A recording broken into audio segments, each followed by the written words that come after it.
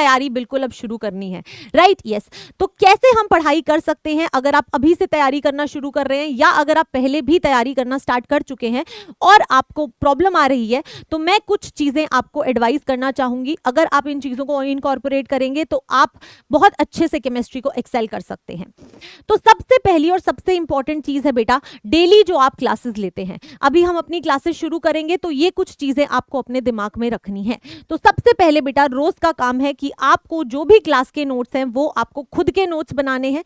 ये वेट नहीं करना कि मैम के नोट्स हमें मिलेंगे हम उसी से काम चला लेंगे, नहीं, आपको खुद के नोट्स खुद बनाने हैं बेटा। अलग से नोटबुक बनाओ, नोट्स बनाओ, होमवर्क क्वेश्चंस करो और डीपीपीज भी करनी है।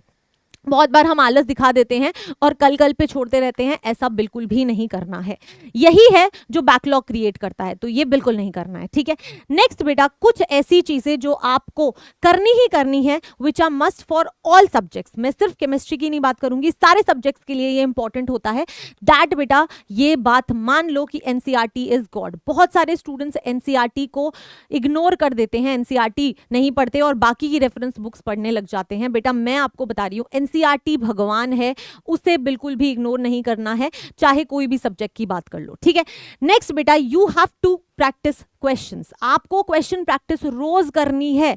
बहुत सारे स्टूडेंट्स की आदत होती है कि थ्योरी पहले सारी पढ़ लेते हैं, क्वेश्चंस बाद में कर लेंगे, बाद में कर लेंगे, बाद कभी नहीं आएगा। आप अगर रोज प्रैक्टिस करोगे तो आपको क्वेश्चन प्रैक्टिस करने की एक आदत हो जाएगी और बेटा वो आपको अपने फाइनल एग्जाम में बहुत हेल्प करेगी। नेक्स्ट है बेटा, कितने आप, अब ये क्वेश्चन जो है आपके दिमाग में हमेशा आता है कि कितने क्वेश्चंस प्रैक्टिस करने चाहिए। ये मैंने मिनिमम लिखे हैं, दिस इज मिनिमम बेटा। आपको हर चैप्टर में 200 प्लस क्वेश्चंस करने चाहिए, दिस इज मिनिमम। मैक्सिमम मैं आपको बोलूं तो 500 600 प्लस क्वेश्चंस अगर आप करोगे तो आपकी कॉन्सेप्ट बिल्डिंग होगी। पर अगर तैयारी कर ही रहे हो तो कम से कम 200 तो क्वेश्चंस करने ही करने हैं हर चैप्टर के। मैं एडवाइस करूंगी इससे ज्यादा करो, ठीक है। नेक्स्ट बेटा इज प्रीवियस ईयर क्वेश्चंस। अब बेटा बहुत सारे स्टूडेंट्स क्या होते हैं, वो तैयारी करते हैं लेकिन प्रीवियस ईयर क्वेश्चंस को लास्ट के लिए छोड़ देते हैं कि लास्ट में करेंगे। लास्ट में करने वाली आदत को छोड़ दो, क्योंकि प्रीवियस ईयर क्वेश्चंस जो हैं वो आपको ये दिखाते हैं, ये बताते हैं कि कौन सा वाला टॉपिक जो है वो ज्यादा इंपॉर्टेंट है, ताकि आप उसके ऊपर ज्यादा फोकस कर सको। तो अपने सिलेबस के हिसाब से अपनी तैयारी करनी चाहिए एंड प्रीवियस ईयर क्वेश्चंस भी बेटा साथ की साथ करने चाहिए, ताकि आपको पता चलता रहे कि कौन से चैप्टर में कौन सा पार्ट जो है वो कितना इंपॉर्टेंट है, ठीक है। तो ये कुछ चीजें हैं जो हर जगह पे अप्लाई होंगी। अब हम एक एक करके तीनों पार्ट्स ऑफ केमिस्ट्री को देखते हैं कि अगर हम उन्हें अप्रोच करें तो हमारी बेस्ट अप्रोच क्या होनी चाहिए। तो सबसे पहले let's talk about organic chemistry. बेटा अगर आप ऑर्गेनिक केमिस्ट्री करना चाहते हैं तो मैं आपको एक बात बता दूं, अगर अपडेटेड सिलेबस की भी बात करें तो आपको पता है कि इस बार ऑर्गेनिक से बहुत अच्छे क्वेश्चंस आने की प्रोबेबिलिटी है। लेवल जो होगा थोड़ा हाई होगा बेटा, तो इसलिए ये बात याद रखना कि जो वो रट के हम ऑर्गेनिक केमिस्ट्री के रिएक्शंस वहां पे क्वेश्चन कराते थे वो अब पॉसिबल नहीं हो पाएगा। आपको अंडरस्टैंड करने की बहुत ज्यादा जरूरत है, और अगर आप समझना चाहते हैं, मैकेनिज्म्स को समझना चाहते हैं, तो उसके लिए आपको जीओसी को सबसे ज्यादा प्रायोरिटी देनी होगी। GOC general organic chemistry is the most important part, जहां पे आप सारे के सारे इफेक्ट्स पढ़ते हैं, आप न्यूक्लियोफाइल्स, इलेक्ट्रोफाइल्स, जो मैकेनिज्म्स में यूज होती है चीजें, वो सबके बेसिक्स आपके यहां से क्लियर होते हैं। अब इसके बाद में बेटा next is your reagents. Reagents के लिए आपको बिल्कुल एक शीट बनानी पड़ेगी, चाहे आप एक शीट बना लो, एक नोटबुक बना लो, जिसके अंदर आपको उन रिएजेंट्स के नाम लिखने पड़ेंगे। अब बेटा जब रिएजेंट्स आपको पता लगेंगे उसके हिसाब से ही आप रिएक्शंस को करोगे। एक चीज मैं बता दूं, रिएजेंट्स जो होते हैं वो यस आपको याद करने पड़ते हैं, बट ये अगर आप एक शीट बना लेंगे तो आपके लिए बहुत आसान हो जाएगा, ठीक है। नेक्स्ट अगर हम बात करें तो you have to focus more on understanding. मैं बार बार कह रही हूं बेटा, मैकेनिज्म्स को रटने की कोशिश नहीं करनी है, उनको समझने की कोशिश करनी है, और उनको समझ तभी पाओगे जब आपकी जीओसी एकदम क्लियर होगी। इलेक्ट्रोफाइल्स, न्यूक्लियोफाइल्स, सबके आपको फंक्शंस पता है, आप बहुत आराम से मैकेनिज्म्स कर सकते हो। ये सिर्फ अंडरस्टैंडिंग का गेम है, ठीक है। तो this is something which you have to do, और जब मैं तैयारी कराऊंगी आपको, जब हम ऑर्गेनिक केमिस्ट्री पढ़ेंगे तो हम बिल्कुल यही फोकस करेंगे, ठीक है। जीओसी पे हम बहुत ज्यादा टाइम देंगे, अच्छे से सारी चीजें अंडरस्टैंड करेंगे। नेक्स्ट इज बेटा क्वेश्चन प्रैक्टिस। बहुत सारे स्टूडेंट्स को लगता है कि अगर हम ऑर्गेनिक केमिस्ट्री में थ्योरी पढ़ते रहेंगे तो हम ज्यादा ज़्यादा अच्छा कर पाएंगे। जी नहीं, ऑर्गेनिक केमिस्ट्री में भी आपको बहुत ज़्यादा प्रैक्टिस की ज़रूरत है। And let me tell you, इस बार तो पेपर बहुत अच्छा आने वाला है और उसके लिए आपको ज़्यादा से ज़्यादा क्वेश्चन प्रैक्टिस करनी पड़ेगी। एक ही रिएजेंट अलग अलग रिएक्शंस में अगर आप बात करोगे, एक ही रिएजेंट से आपको अलग अलग रिएक्शंस मिल सकती हैं और आपको वहाँ पर प्रोडक्ट्स लिखने होंगे, तो वो प्रैक्टिस के साथ ही आपको आएगा।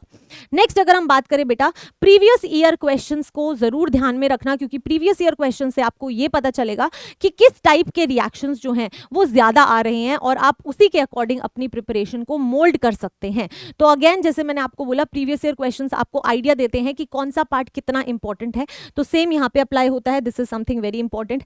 Last is stick to the syllabus. आप क्या करते हो, आप बहुत सारी रिएक्शंस पढ़ लेते हो क्योंकि आपको बहुत सारी नॉलेज लेनी है। आपको बहुत सारी नॉलेज नहीं, आपको पहले एक पेपर को क्लियर करना है और उसको आप कैसे क्लियर कर सकते हो, अगर आप सिलेबस को स्टिक करोगे। ठीक है, तो ये चीज आप ध्यान रखना कि जब भी आप पढ़ाई करो तो आप सिलेबस में देख लें कौन सी रिएक्शंस है, क्योंकि बहुत सारी रिएक्शंस जो होती हैं वो आपके सिलेबस में है भी नहीं और आप फिर भी उन सबको पढ़ लेते हो। तो ये कुछ चीजें हैं जो आपको ऑर्गेनिक केमिस्ट्री के लिए ध्यान रखनी है। नेक्स्ट अगर हम बात करें तो that is your physical chemistry. बेटा, फिजिकल केमिस्ट्री का एक बड़ा ही मिसकंसेप्शन है कि physical chemistry is all about numericals. ऐसा बिल्कुल भी नहीं है। फिजिकल केमिस्ट्री में जो कंसेप्चुअल क्वेश्चंस बनते हैं वो दिमाग हिला देते हैं। तो बेटा, सबसे पहली और सबसे इंपॉर्टेंट बात है कि थ्योरी उतनी ही इंपॉर्टेंट है जितनी प्रॉब्लम सॉल्विंग है। अब मैम हम फिजिकल केमिस्ट्री को पढ़ कैसे सकते हैं? तो पहले बेटा आप थ्योरी को पढ़िए, एक पर्टिकुलर टॉपिक मान लो आपने पढ़ा और उसके बाद में उसके ऊपर बेस्ड प्रॉब्लम सॉल्विंग करिए। ऐसा नहीं है कि पूरे के पूरे चैप्टर की थ्योरी पहले पढ़ लो और फिर प्रॉब्लम सॉल्विंग करो, वो भी आपको हेल्प नहीं करेगा। पहले एक पर्टिकुलर चैप्टर की थ्योरी को पढ़ो, उसके बाद में उससे रिलेटेड प्रॉब्लम सॉल्विंग करो, फिर दूसरा टॉपिक पढ़ो, फिर उससे रिलेटेड प्रॉब्लम सॉल्विंग करो। अब प्रॉब्लम सॉल्विंग में भी बड़ी प्रॉब्लम है। स्टूडेंट्स क्या सोचते हैं कि अगर मैं सीधा हाई लेवल के क्वेश्चंस कर लूं तो मेरी प्रिपरेशन ज़्यादा अच्छी होगी, एकदम मेरे को सब समझ आ जाएगा। वहीं पे आप अपना कॉन्फिडेंस लूज करते हैं। तो ये चीज़ आपको ध्यान रखनी है कि आपको पहले normal easy formula based questions करने हैं, डायरेक्ट फॉर्मूला बेस्ड क्वेश्चंस करने हैं। वो आपने देखा होगा ना कि जब भी एक बच्चा भी चलने लगता है तो पहले वो छोटे छोटे स्टेप्स लेता है, फिर वो बड़ा होता है और बड़े स्टेप्स लेता है, राइट? यस। तो बेटा आपको ये चीज ध्यान रखनी है कि हमेशा पहले इजी क्वेश्चंस करने हैं, कॉन्फिडेंस गेन करना है और फिर अपने लेवल को धीरे धीरे इंक्रीज करना है। Again I am telling you, इस बार कंसेप्चुअल क्वेश्चंस बहुत आएंगे और वो कॉन्सेप्ट बिल्डिंग क्वेश्चंस आपको तभी समझ आएंगे जब आप स्टार्ट करोगे इजी लेवल से, फॉर्मूला बेस्ड क्वेश्चन से, और धीरे धीरे अपने लेवल को इंक्रीज करोगे। तो वो जो एकदम से हाई लेवल पे जंप करने की आदत है उसको छोड़ दो। ठीक है, नेक्स्ट बेटा make a formula sheet. This is very very important. जहां जहां पे आपके फॉर्मूलाज आ रहे हैं, जब हम तैयारी कर रहे होंगे, जब हम चैप्टर्स को पढ़ रहे होंगे, तो अपने पास एक फाइल अलग शीट बना लो जिसके अंदर आप सारे फॉर्मूलाज को लिख लो। अब अपने रूम में कहीं पे उसे चिपका लो, आते जाते थोड़ा बहुत गो थ्रू करते रहोगे तो आपके माइंड में उसकी पिक्चर बैठती रहेगी और आपको वो फॉर्मूलाज याद हो जाएंगे। कोशिश हम यही करेंगे अपनी तैयारी में कि कम से कम फॉर्मूलाज याद करने पड़े, क्योंकि मुझे भी नहीं चाहिए कि बच्चा पार्टी को फॉर्मूलाज रटने की जरूरत पड़े, तो ये हम करेंगे। बट जो भी कुछ फॉर्मूलाज इंपॉर्टेंट है वो आप अपने पास उस फॉर्मूला शीट में जरूर लिखिए। Next is my dear students previous year questions. Previous year questions तो बहुत ही इंपॉर्टेंट है, उनके बिना तो कुछ काम ही नहीं है। मैंने आपको जैसे हर बारी बताया है बेटा, प्रीवियस ईयर क्वेश्चंस आपको ये बताते हैं कि कौन सा पार्ट कितना इंपॉर्टेंट है। तो yes, you have to do previous year questions. Last जो पार्ट है that is your inorganic chemistry. तो इनऑर्गेनिक केमिस्ट्री को हम कैसे पढ़ सकते हैं? सबसे पहली और सबसे इंपॉर्टेंट बात, that chemical bonding and periodic properties, ये दो बेटा ऐसे चैप्टर्स हैं जो सिर्फ इनऑर्गेनिक के लिए नहीं, आपके फिजिकल के लिए, आपके ऑर्गेनिक के लिए, हर जगह इनका यूज होता है। इन्हें हम कह सकते हैं that this is the heart of chemistry. Yes बेटा, तो आपको केमिकल बॉन्डिंग और पीरियोडिक प्रॉपर्टीज को बहुत ज्यादा क्लियर करना है। ये नहीं कह रही कि रटना है, आपको वहां पे सारे के सारे कॉन्सेप्ट्स जो हैं उनको क्लियर करना है। ठीक है, नेक्स्ट है बेटा एनसीईआरटी पढ़नी है। ये तो मैम हमें पता ही है। अब एनसीईआरटी को कैसे पढ़ना है वो एक्चुअल काम है। तो अब मैं तुम्हें बताती हूँ तुम्हें एनसीईआरटी को कैसे पढ़ना है। अगर ये फॉलो करोगे तो तुम्हें इनऑर्गेनिक बहुत आसान लगने लगेगी।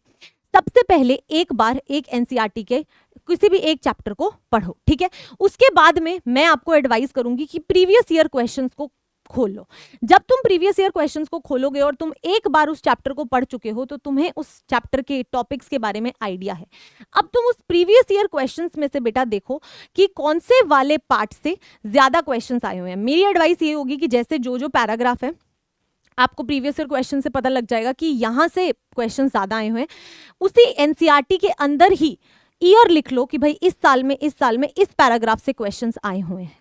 तो इससे क्या होगा, आप जब कभी अपनी एनसीईआरटी को दोबारा भी रिवाइज करोगे तो आपको एकदम क्लियर दिख जाएगा कि अच्छा ये वाले पैराग्राफ में मैंने कई साल लिख रखे हैं, इसका मतलब है कि ये पैराग्राफ बहुत इंपॉर्टेंट है। तो आप नेचुरली उस पर ज्यादा फोकस करोगे, और जो पैराग्राफ पे कोई ईयर नहीं लिखा हुआ आपको पता चल जाएगा कि ये इतना इंपॉर्टेंट नहीं है। ये बेस्ट तरीका होता है इनऑर्गेनिक पढ़ने का, तो इसको जरूर ध्यान में रखना। इस तरीके से अगर पढ़ोगे तो बहुत अच्छा रहेगा।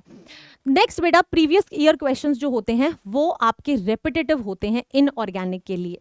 तो क्या होता है, आपको ज्यादा अच्छे से अंडरस्टैंड होगा कि कौन से पार्ट्स जो हैं वो हमारे लिए इंपॉर्टेंट है। तो इसलिए यहाँ पे प्रीवियस ईयर क्वेश्चंस इग्नोर करने की गलती हम नहीं कर सकते हैं। लास्ट अगर हम बात करें बेटा रिवीजन कैसे करना है, क्योंकि मैम सब कहते हैं रिवीजन करना है, मेरा एडवाइस आपको यही होगा कि जिस दिन आपने एक चैप्टर पढ़ा है आप उस दिन everyday revision is very important. जैसे आज आपने अगर कुछ पार्ट ऑफ इनऑर्गेनिक केमिस्ट्री पढ़ा है तो सोने से पहले 5-10 मिनट अपने माइंड में उसको रिवाइज कर लो, एक कहानी की तरह उसको रिपीट कर लो। ये है आपका एवरीडे रिवीजन।